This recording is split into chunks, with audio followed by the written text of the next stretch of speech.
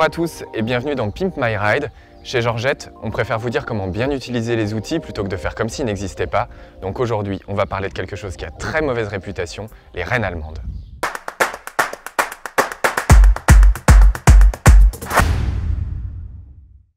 Trop souvent utilisées ou trop souvent mal utilisées, les rênes allemandes ont une cote de popularité au plus bas. À titre personnel, je ne les aime pas beaucoup, je dois vous l'avouer, en raison de leur capacité à cacher la misère. Pourtant, dans certains cas, il faut bien avouer qu'elles peuvent s'avérer utiles, voire éducatives, pour le cheval comme pour le cavalier. À l'origine, les rênes allemandes sont une sorte de garde-fou.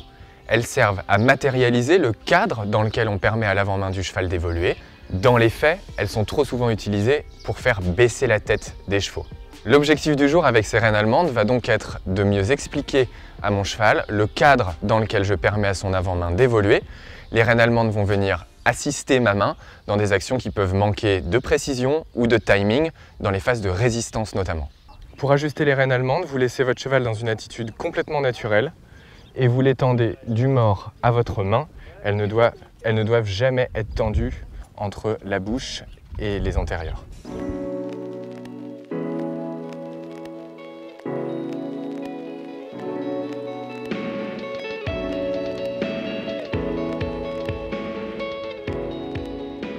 Votre connexion avec sa bouche doit donc être exactement la même que si les rênes allemandes n'étaient pas là.